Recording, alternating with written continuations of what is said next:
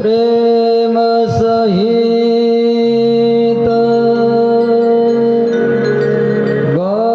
गादीधर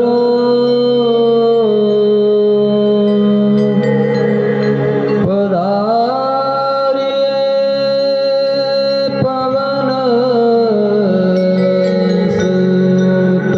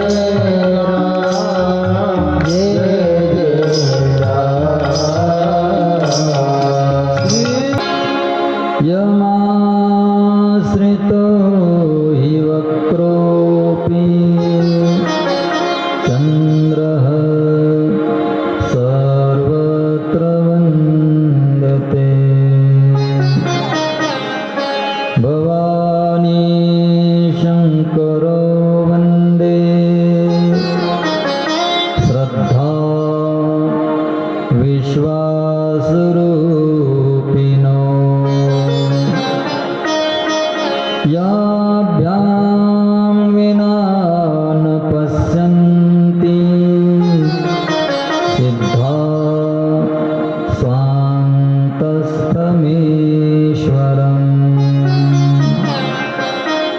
कर्पूरगौरं करुणावतारं संसारसारं भुजगेन्द्रहारं सदा वसन्तं हृदयारविन्दे भवं भवानी सहितं नमामि। गुरुर्ब्रह्मा गुरुर्विष्णुः गुरुर्देवो महेश्वरः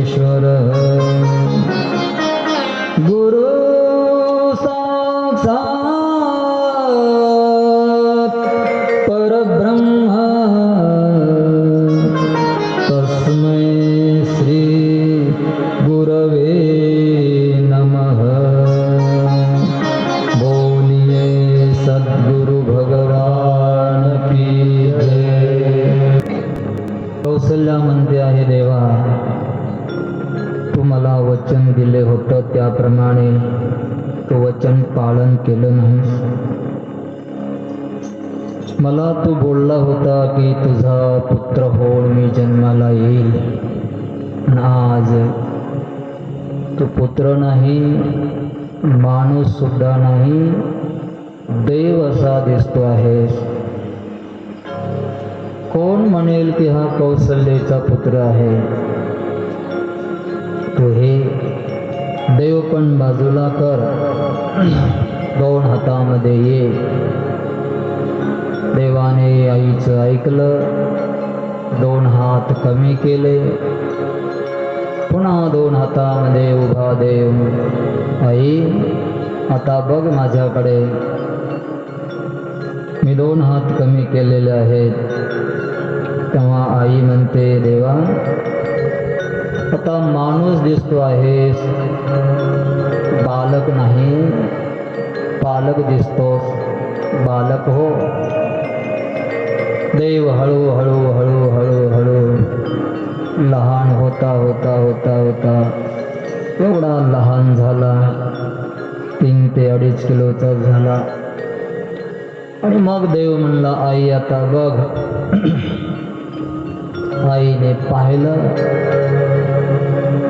कौसल्या म्हणते, देवा आता तू बालक आहेस, 2.5 ते 3 किलोचा झालेला आहेस, पण बालक जन्माला आलेलं आई समोर असं गप्पा मारत नसतं, मग रडायला सुरुवात करतो।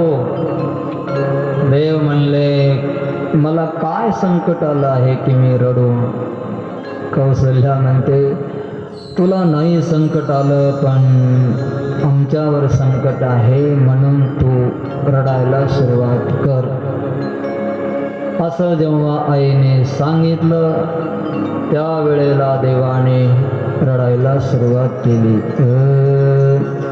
सोनी शिशुरुदान परम प्रियवाणी, संभ्रम चले आई सकरानी, हरसित जहातानाई नाथी, आनंद मगन सकल पुरवासी, मंगल भवन मंगलहारी, प्रभु सुदशरथ अजय विहारी।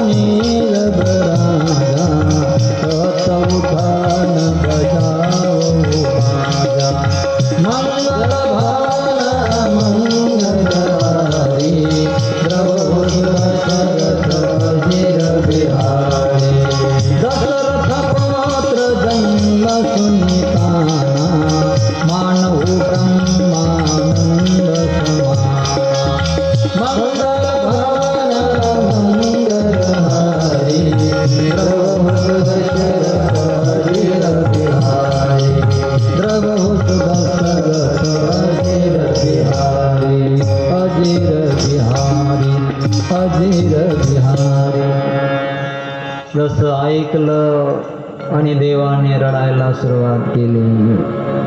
कौसल्येचा दरबार आहे, पुन्हा शयन ग्रह आहे, राजा आहे तो राणी आहे. राणीच्या भवनामध्ये रडल्यालं बाळ अयोध्यावासी लोकांना त्याचा आवाज ऐकायला आला. किती मोठा दरबार असेल तो, जेवढी मोठी अयोध्या असेल, जेवढे अयोध्यामध्ये लोक होते ते सगळ्या लोकांना देवाच्या रडण्याचा आवाज आला. परम मंगल वाणी असं लिहिलंय. एवढं सांगणं आहे, कथा आहे, पण तुम्हाला काही तर्क जर केला तर कसं संभव आहे की कुठं कौशल्याचं घर, घरामध्ये आतली खोली, शयन आगार, त्याच्यामध्ये बाळ जन्माला आलं, ते रडतंय, ते सगळ्यांनी ऐकलं. असं कसं होईल? काय का होईल? कारण देव जन्माला येण्याच्या पहिलं अयोध्यामध्ये जे लोक होते ते देवलोक आलेले होते, आणि जे अयोध्यावासी लोक तिथं राहत होते ते पण अनंत जन्मांतराचे ऋषी मुनी तपश्चर्या करून मंत्रद्रष्ट ऋषय असे ते होते. म्हणून त्यांना रामाच्या रडण्याचा आवाज ऐकायला आला. मंगल द्रव्य शृंगार करून घरामधल्या सगळ्या स्त्रिया रस्त्याला आल्या. कोणी ढोलक घेतली, कोणी मृदंग, कोणी टाळ, कोणी विणा, कोणी चिपुळ्या वाजवत वाजवत गात गात, डोक्यावर सोन्याचं कळशी, हातामध्ये सोन्याच्या आरती. वृंद वृंद मेले सकल लोगाई, सहज शृंगार किये उठी धाई.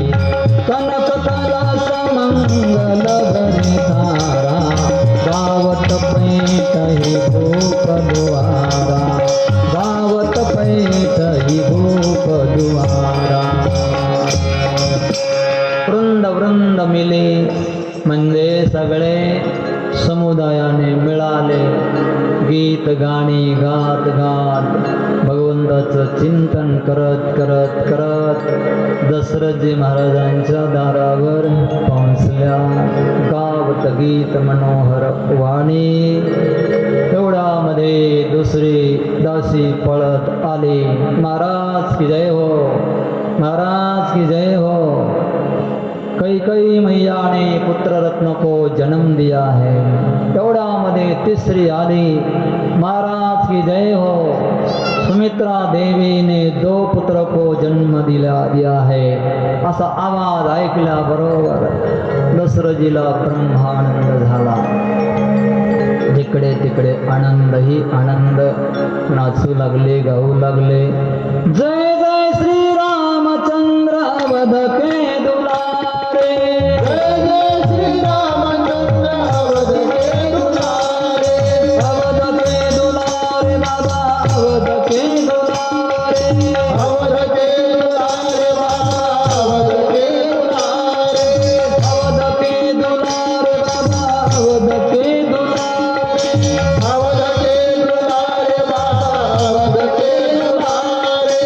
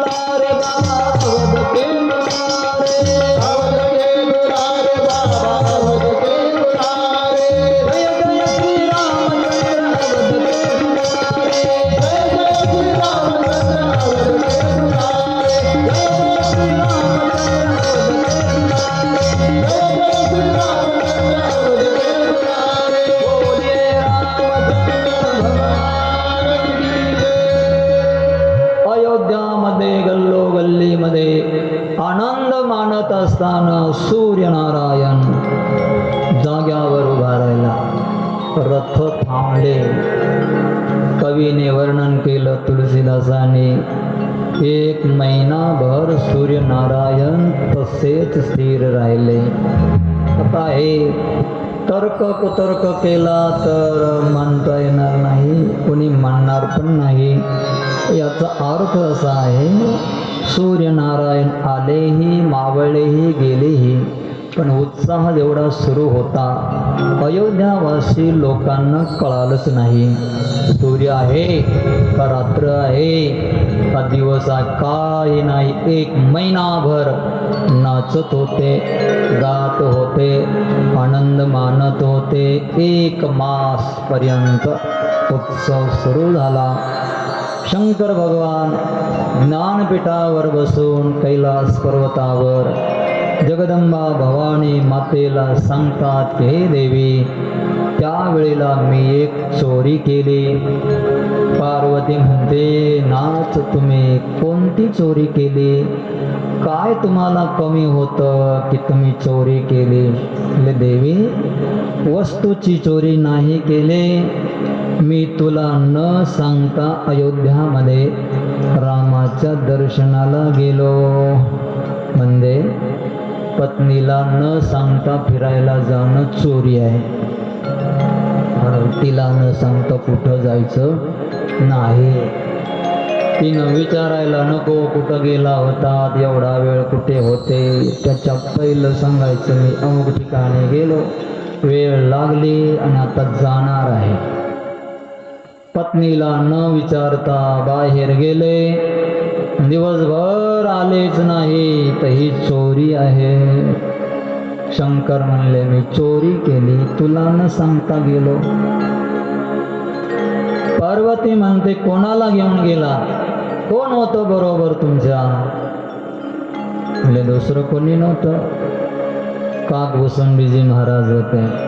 अच्छा, कावळ्याला घेऊन गेलात, मला नाही नेलं? तुला नाही नेलं, एकदा बरोबर नेलतो तुला. राम रडताना तू पाहिलं आणि रडत बसले, तू चूक केली. आणि आता तर बालक राम तिथं जर तुला नेलं असतं, तो तर आता सुरुवातच त्यांनी रडण्याने केली होती, तू पुन्हा प्रश्न केला असता. म्हणून तुला नेलं नाही, कावळ्याला नेलं. कावळ्याच्या रूपामध्ये नाही गेला, मग मी पण शंकराच्या रूपात नाही गेलो. मी ब्राह्मणाचं रूप धारण केलं. माझं नाव मी शंकर दत्त शर्मा ठेवलं आणि काकभूषणजी महाराजांचं नाव काक दत्त शर्मा ठेवलं. त्याला चेला बोलवणार, त्याच्या डोक्यावर पोथी दिली, पंचांग दिलं. आम्ही दोघं अयोध्यामध्ये गेलो आणि जिथं अयोध्यामध्ये महिला मंडळ पाणी भरतंय त्या ठिकाणी जाऊन मी पद्मासन लावलं, नेत्र बंद केले. काकभूषणजी बाजूला बसलेले लांब, जो कोणी येईल त्याला म्हणायचे, अहो बघा, हिमालय से बड़े साधू आए हैं, भविष्य देखना है तो देख लो, सिद्ध गुरु आए हैं. असं लगे सगळे भविष्य पाहण्यासाठी लाईन लागायची. 4-5 गोष्टी जर आल्या ना, भविष्य सांगता येतं बरं का. भविष्य एक शास्त्र आहे, पण 4-5 गोष्टी जर आल्या तर भविष्य सांगता येतं. एखादा विद्यार्थी आला तर त्याला भविष्य सांगायचं, बाळा तुला मोठं व्हावं वाटतं पण अभ्यास करू वाटत नाही. तू म्हणतो बरोबर आहे बाबा. सुनबाई आले तर तिला सांगायचं, तू लपून चोपून सगळ्यांशी इज्जतीने राहते पण कोणी तुला इज्जत देत नाही. ती म्हणते खरंय बाबा. एखाद्या म्हातारीला भविष्य सांगायचं ठरलं तर म्हातारीला म्हणायचं, देवी, आजी, तुम्ही तुमच्या जीवनामध्ये फार कष्ट केलं, कवडी कवडी जमा केली, जीवाला खाल्लं नाही, एवढा मोठा संसार उभा केला आणि आता तुम्हाला कोणी विचारत नाही. गळगळ डोळ्यात पाणी येतं. ते बरोबर आहे. आणि तो शंकर आहे. शंकराला भविष्य सांगता येत नाही आणि भविष्य सांगायला सुरुवात केली. बिनचूक भविष्य सांगितलं. बऱ्याच लोकांनी भविष्य ऐकलं, मागचं सांगितलं, पुढचं सांगितलं, वर्तमान सांगितलं, मनातलं काय ते सांगितलं, चर्चा झाली. गल्लोगल्लीमध्ये साधू आलेले आहेत, बिनचूक भविष्य सांगतात. बातमी पसरली अयोध्यामध्ये, कौसल्याच्या कानापर्यंत बातमी गेली. कौसल्याने दासीला पाठवलं, आत्ता माझं बाळ जन्माला आलंय, माझ्या घरी 4 मुलं जन्माला आले, जा कोण आहे भविष्यकार बाबा त्यांना घेऊन ये. आली दासी. दासीने चेल्याला विचारलं, बाबा तुमचे गुरुजी आमच्या महाराणीच्या घरी येतील का? येतील ना. विचारलं चेल्याने आणि सांगितलं, महाराणी कौसल्या मैयाने बोलवलं आहे, जायचंय बाबा, चला. बाबा बोलले, हां जाऊ, चला. उठले, मृगचरण हातात, बगलेत मारलं. शंकराने चेला मागे, दासी पुढे, त्या मागे शंकर, शंकराच्या मागे चेला. गेले दारावर, तसं प्रवेश मिळणार. दासी पुढं गेली, शंकर बाबा पुढं गेले. चेल्याला अडवलं, तुम्हाला नाही. पुढं बाबा गेले. चेला माग राहिला. चेला म्हणला, बाबा मी अडकलो, मला येऊ द्या, नाही तर मी सांगल कोण आहे तुम्ही ते. त्याला आणा, माझा चेला आहे, सोडा. सोडलं चेल्याला. शंकर भगवान आणि असणारे काकभुजंगजी दत्त शर्मा दोघांना प्रवेश मिळाला. कौसल्याने बाळाला शृंगार केलेला. शृंगार पूर्ण हे श्याम सुंदर बाळ परमात्मा कौसल्याच्या मांडीवर दिसला. शंकर म्हणले, देवी मला ते जे बाळ आहे ना माझ्या मांडीवर दे. कौसल्या म्हणते, बाबा तुमच्या शरीरावर जटा आहेत, गळ्यामध्ये साप आहे, हातामध्ये सापाचे कंकण आहेत, एवढं भ्यासूर तुमचं रूप. माझ्या बाळाने जर साप पाहिला तर त्याला भित्र पान लागेल, काही माझ्या बाळाला झालं तर.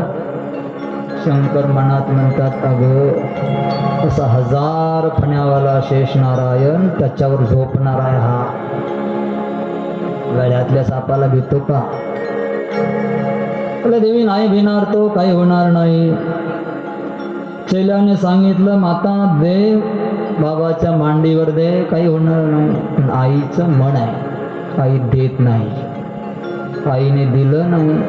शंकर म्हणले, तुझं बाळ आहे, तुझी इच्छा द्यायचं का नाही द्यायचं, पण मी तर दर्शन घेण्यासाठी आलोय.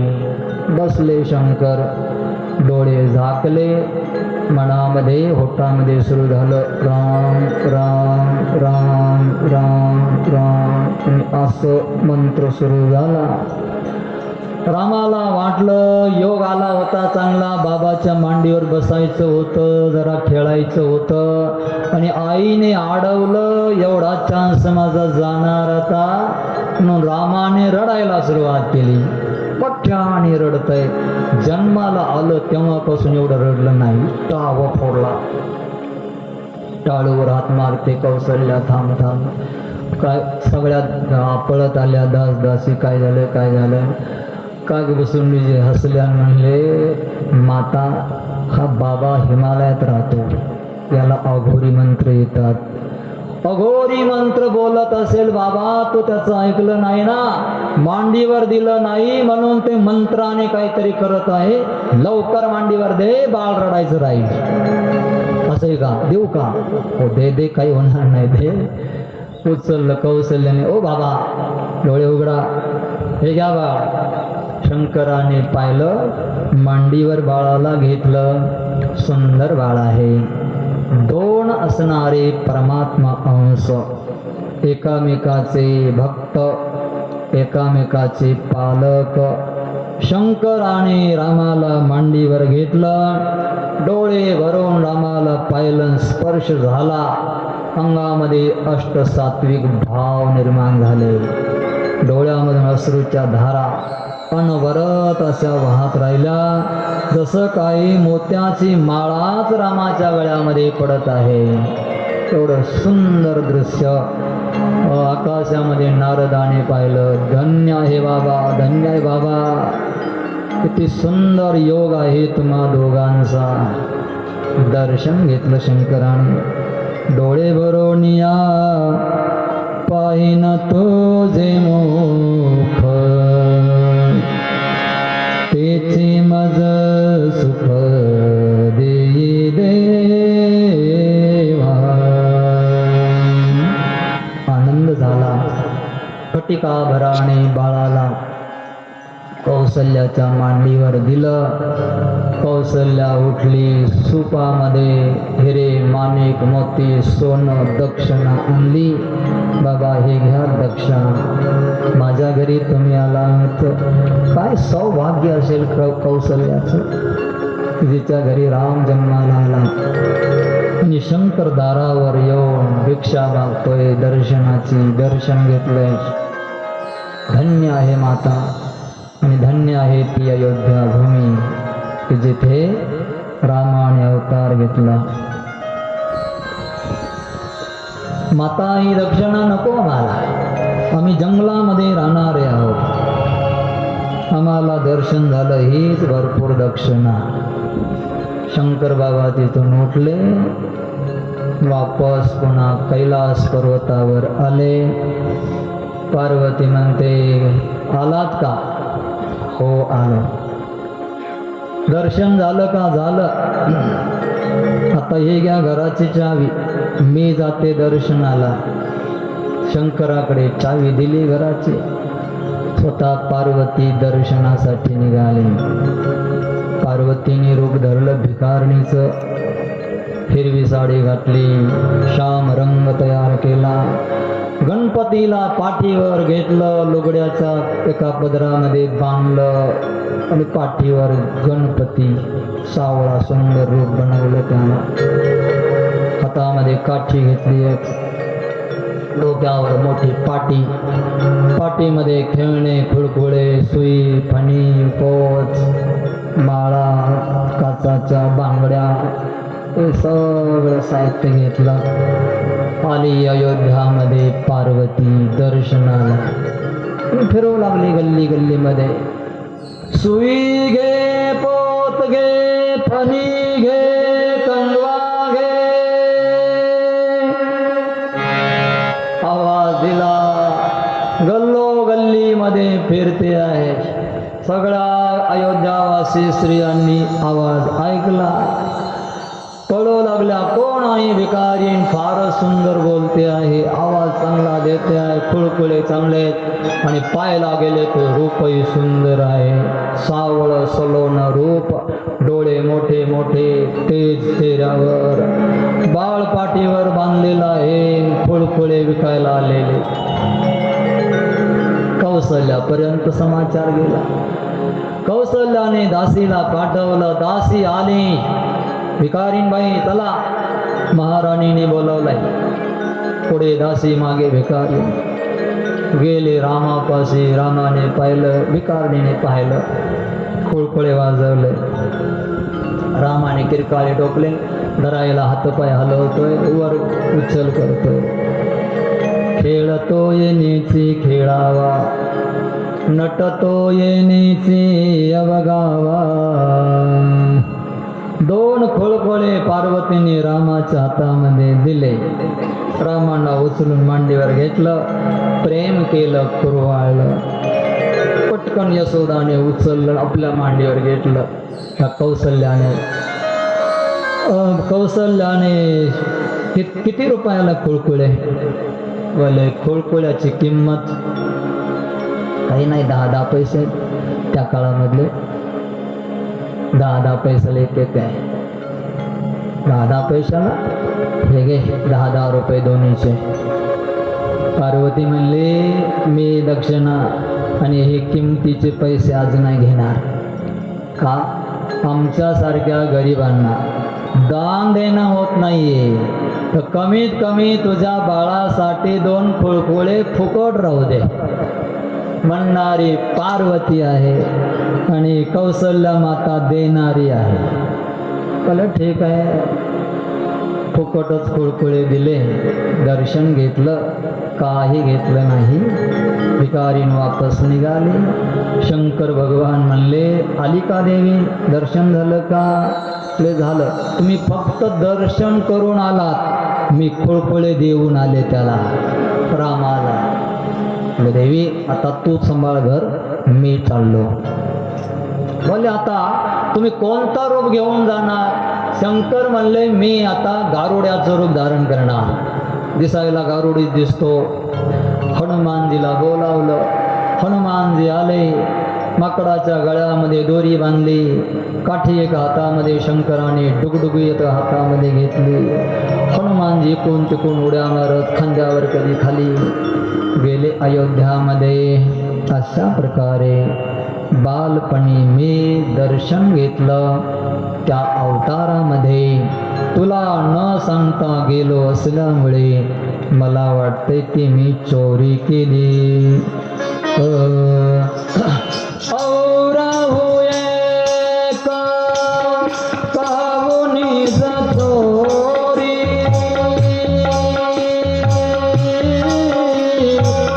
सोनो गिरिजा दृढमती तोरी.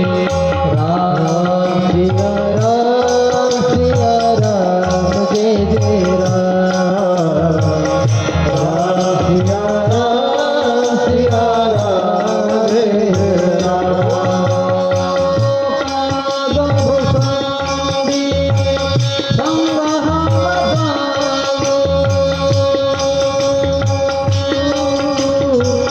मनोज रूप जानही नहीं को. राम सिया राम जय जय राम. राम सिया राम जय जय राम. राम सिया राम जय जय राम. राम सिया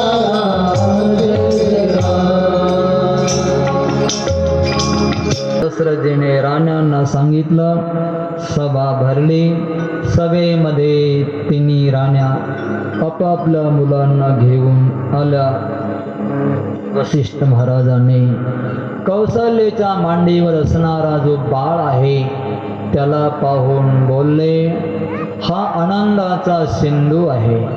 याच्या आनंदाच्या सिंधूमधून एक बिंदू जरी लोकांना मिळाला तर जगत सुखी होतं, आनंदी होतं. अशा मुलाचं नाव मी राम असं ठेवत आहे. सभेने जय जयकार केला. बोलिये रामलाल भैया की जय. रामासारखा स्वभाव आचरणशील शांत आहे, ज्याचं नाम घेतल्यानंतर विश्वाचं भरण पोषण होईल, अशा दुसऱ्या मुलाचं नाव भरत ठेवलं. सभेने जय जयकार. भरतलाल भैया की जय. ज्याचं नाम घेतल्यानंतर शत्रूचा नाश होईल, शत्रुत्वाचा नाश होईल, वेदाने ज्याचे कीर्ती गायलेले आहे, अशा तिसऱ्या मुलाचं नाव शत्रुघ्न महाराज ठेवलं. सगळ्यांनी जय जयकार. बोलिये शत्रुघ्नलाल भैया की जय. ज्याच्या जीवनाचा आधार राम आहे आणि जो सकळ जगाचा आधार आहे आणि जो उदार आहे, अशा मुलाचं नाव वसिष्ठजीने लक्ष्मण ठेवलं. सभेने जय जयकार. बोलिये लखनलाल भैया की जय. जो आनंद सिंधू सुख राशी, आनंद सुख राशी, करते त्रैलोक सुखासी, करते त्रैलोक सुखासी. तो सुख धाम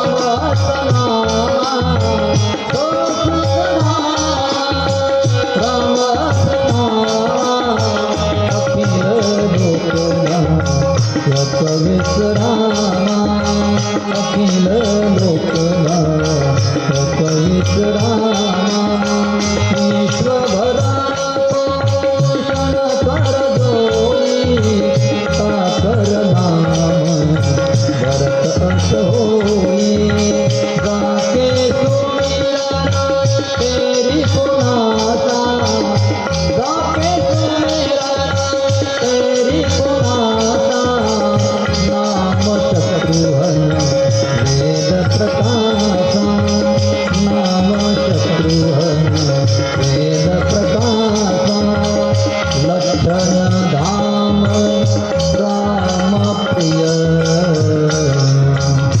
सकल जगत आधार गुरु वशिष्ठ तेहि राखा लक्ष्मण नाम उदार धरे हृदय विचारी धरे हृदय विचारी वेद तत्वमृत तव सुतचारी वेद तत्वमृत तव सुतचारी.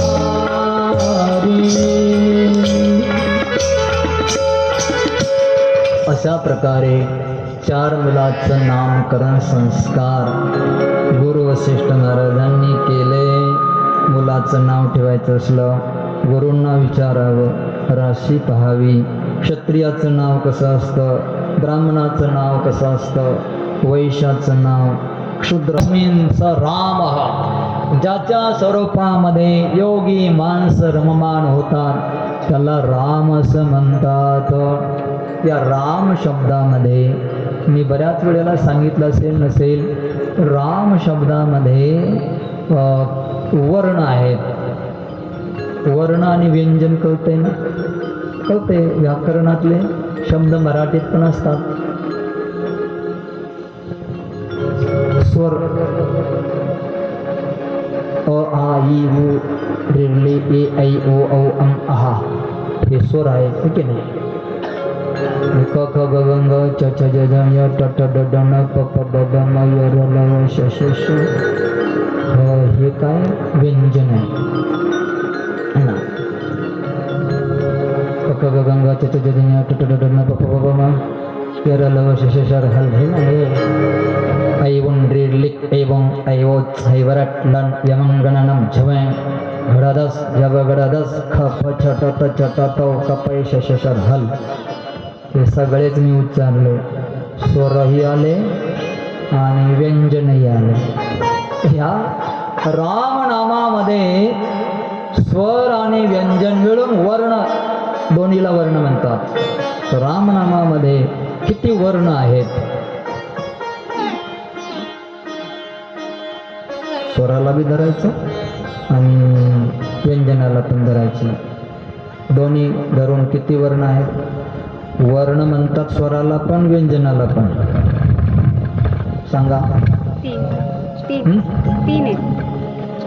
सगळे वर्ण 52 आहेत, बरोबर आहे. पण राम या शब्दामध्ये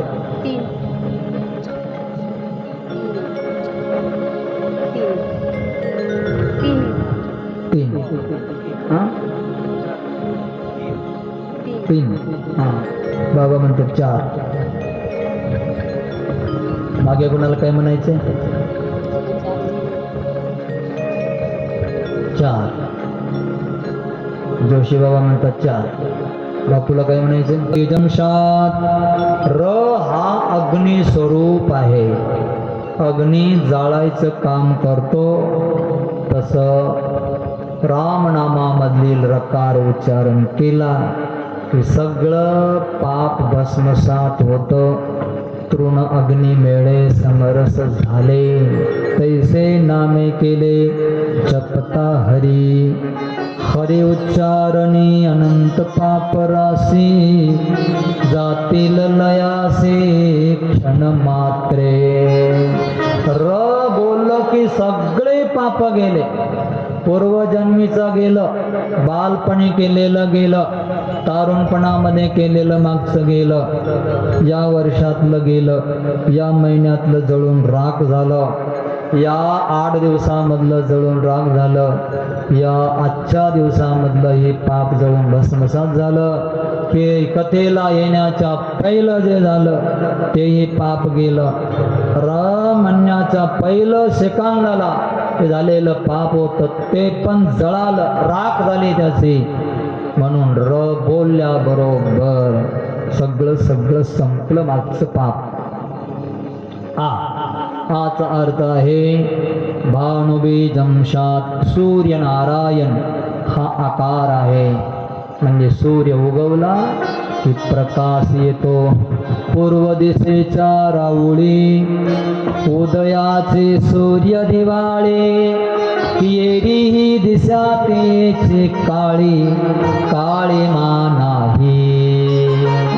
माऊली म्हणतात ज्ञानेश्वरीमध्ये, पूर्व दिशेला सूर्य उगवला की सगळ्या दिशांचा अंधकार निघून जातो. तसं बोलल्याबरोबर सगळ्या अंतकरणामधला कानाकोपऱ्यामधला अज्ञानाचा अंधकार निघून जातो, ज्ञानमय अंतकरण होतं. म्हणून मकारः चंद्रबीजं शात. मकार हा चंद्र स्वरूप आहे. जो कोणी चंद्राचे 3 गुण शीतलता, प्रकाशता आणि अमृतत्व, अमर होतो राम नाम जप करणारा. आलं ना त्याला, अमर झाला. तुका म्हणे एका मरणेची सरे, उत्तमचे उरे कीर्ती मागे. अमर झाला, शीतलता येते त्याच्या जीवनामध्ये. राम नाम जपला, राम नाम जप करतो आणि शांत झाला नाही, असं होत नाही. जो राम राम राम राम जप करतो तो शांत होतो, चिडचिड राहत नाही त्याच्या जीवनात. शांत, सगळ्या वृत्ती थोड्या थोड्या संकुचित होतात. कासव जसं आपलं अंग चोरून घेतो त्याप्रमाणे तो सगळ्या वृत्ती आपल्या चोरून घेतो, त्याला आवरतो. हा मकार त्याचा अर्थ आहे राम. असे महाराज, तुमचे जे 4 मुलं आहेत ना, हे 4 मुलं तुमचे वेदाचं तत्व आहे, वेदाचं सार आहे. म्हणून राम नाम हे सर्व मंत्राचं सार आहे. जिथे असाल, ज्या ठिकाणी असाल तिथे राम राम जप करा. थोडा का होईना नेम सांभाळा. राम राम राम राम राम राम राम. परिणाम होईल, फायदा होईल, नुकसान होणार नाही. फायदा तर होणारच, पण नुकसान नाही होणार. नाम घेता वाया गेला, ऐसा कोणी ऐकिला. है की नाही? ऐसा कोणी ऐकिला, ऐसा कोणी ऐकिला. नाम घेता वाया गेला, ऐसा कोणी ऐकिला. नाही ऐकायला आले आजपर्यंत. राम कृष्ण हरी, राम कृष्ण हरी, राम कृष्ण हरी. बोलो राम राम राम, बोलो श्याम श्याम श्याम. बोलो राम राम राम, बोलो श्याम श्याम श्याम. मनवा मनवा खेती करो हरि नाम. मनवा खेती करो हरि नाम. मनवा खेती करो हरि नाम. मनवा खेती करो हरि नाम. पैसा न लागे हो, रुपया न लागे हो. पैसा न लागे, रुपया न लागे. ना लागे कवडी दमडी, ना लागे कवडी दमडी. मनवा खेती करो हरि नाम. परमात्मा आणि ओंकार स्वरूप आहे. इकडे तिकडे भटकण्याची काही गरज नाही, शास्त्रांतर पाहण्याचीही काही आवश्यकता नाही. ज्यांचं काम आहे ते पाहतील. आपलं काम आहे राम राम राम. आपलं काम आहे संसार सिंधूपासून तरुण जाण्याचं आहे ना, मग केवळ केवळ राम राम राम राम. आणि ज्यांना अभ्यास करायचा आहे ते तर लहानपणापासून करावं लागतो. आता तुमचं वय 50 झालं, 60 झालंय, तुम्ही आता जर म्हणले मला कीर्तनकार व्हायचंय तर जमेल का? नाही. असा विचार सुद्धा करू नका आणि होऊ सुद्धा नका. राम राम म्हणा, गपचूप घरी बसा. जास्त उड्या मारायची काही गरज नाही. आता नाही, पहिलं सुरुवातीपासून लागतं ते. सुरुवातीपासून झालं, दैवात आलं, अभ्यास झाला तर ठीक आहे. आता नाही. शंकराचार्य म्हणलं वेड आहे का तू, मूर्ख आहेस का? आता 60 वर्ष वय झालं तू डुकरी करणे व्याकरण भोगतो, अभ्यास करतो, उपदेश करायला सुरुवात करायची म्हणतो. आता नाही. नाही नाही रक्षती डुकरी करणे. मूर्खा, भज गोविंदम भज गोविंदम गोविंदम भज मूढ मते. मूढ म्हणजे मूर्ख, बुद्धिवाल्या. तिकडं जाऊ नको बाबा, इकडं जा. शंकराचार्य म्हणतात म्हणल्यावर विशेष नाही. बहु केले पाठांतर, वर्म राहिले दूर. नाही जमणार तिकडं.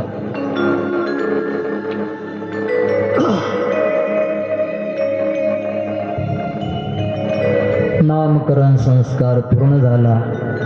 कौसल्या मातेने एकदा राम आपला जो परमात्मा बालक आहे त्याला आंघोळ घातली, शृंगार केला आणि पाण्यामध्ये झोपू घातलं आणि आपलं स्नान केलं. इष्टदेवाची पूजा करायला घेतली. कौसल्याचा इष्टदेव आहे शंकर भगवान. त्याची पूजा करायला घेतली. पूजा केली, नैवेद्य दाखवला आणि नैवेद्य घेऊन तिथं देवापाशी गेले आहे. ठेवला नैवेद्य, पडदा टाकला, जपमाळ करत बसली. ओम नमः शिवाय, ओम नमः शिवाय, ओम नमः शिवाय, ओम नमः शिवाय. ऐका, मला सांगतो, खास मुद्दाम सांगतो. ओम नमः शिवाय. महिला मंडळीने जर महादेवाची पूजा केली ना, महादेव लवकर प्रसन्न होतो. आपण केल्यावर पण होतो. त्यांना विशेष वरदान दिलंय. महादेव त्यांच्या जवळ आहे. नमः शिवाय, नमः शिवाय, नमः शिवाय. एक रुद्राक्षाची माळा झाली, पडदा उघडला तर पाळण्यात झोपलेला राम तिथं प्रसाद खायला आला. प्रसाद खातोय. कौसल्याने आश्चर्याने त्याला झोप घातला होता. पाळण्याकडे पळाली, तिकडं गेले तर तिथे खेळतोय, हसतोय दिसला. परत इकडं नैवेद्याकडे आले, तिथे प्रसाद खातोय. आश्चर्य वाटलं कौसल्याला. परत पाळण्यापासे गेली. रामजी हसले, सगळं विश्वरूप दाखवलं. रामाच्या मुखामध्ये चंद्र सूर्य तारांगणा, झाड वृक्ष समुद्र देव माया भक्ती कर्म उपासना ऋषी मुनी जपी तपी सगळं ब्रह्मांड दिसलं. कौसल्याने कानावर हात ठेवले, चक्कर आल्यासारखी झाली. माया जीवाला पकडते, भक्ती जीवांना सोडवते.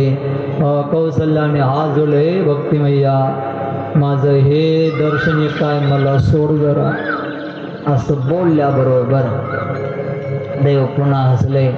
पुन्हा तसेच पाळण्यामध्ये दिसत आहेत. राम बोलले, आई तुला मी आता दाखवलं ना, हे कोणाला सांगू नको. कौसल्या म्हणली, नाही बाबा सांगत, पण तू असा मोठा होऊ नको, लहान हो. आईला लहान बाळच चांगलं आवडतं, मोठा होऊ नको. मोठा झाला तर माझ्या दूर जाशील. आणि तुम्ही बघा, आईचं एखादं बाळ मोठं झालं तर ती घरी बसून बालपणचं स्मरण करते. माझं असं बाळ होतं, माझं तसं, मला ते आवडायचं, आता ते एवढं मोठं झालं. बालचरित सुसही साधू सयाने बालचरित भगवंताचं भक्ताला फार आवडतं. कौसल्याने प्रार्थना केली. ते बाळ स्वरूप राम पुन्हा तसा हसला की सगळं विसरून गेली कौसल्या.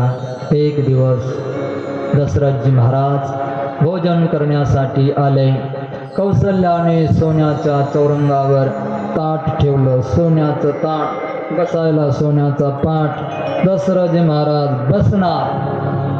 एवढ्यामध्ये दशरथजी बोलले, कौसल्या, राम जर जेवायला असता तर बरं झालं असतं. कुठे राम? कुठे? बाहेर खेळायला गेलाय. अयोध्येच्या गल्ली गल्लीमध्ये राम खेळणारा आहे. जसे उठले दशरथजी महाराज, रामाला पाहिलं मुलामध्ये खेळत आहे. एकामागाचं पकडापकडी धराधरी चालली आहे.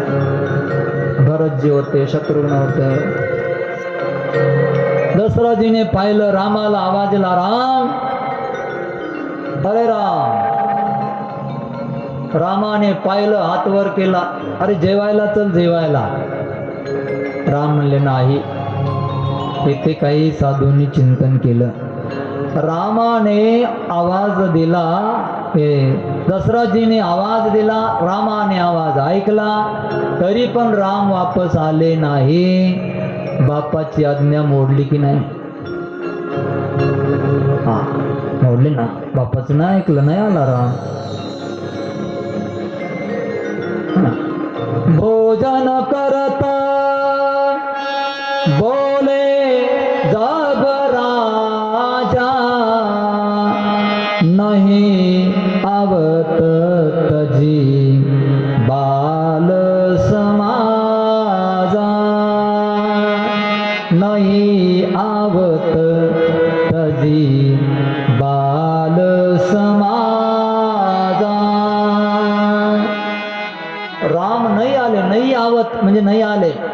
तजी बाल समाजा, बाल समाजा तजी नाही आवत म्हणजे बाल समाजाला सोडून रामजी आले नाही. दशरथजीची आज्ञा मोडले असं यदा कदाचित वाटेल, मोडलेली आहे.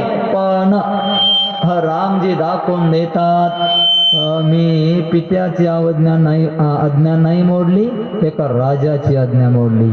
माग काय लिहिलंय? भोजन करत बोले जब राजा. राजाचा पोशाख अंगावर होता, राजाचा मुकुटमणी दशरथाच्या डोक्यावर होता.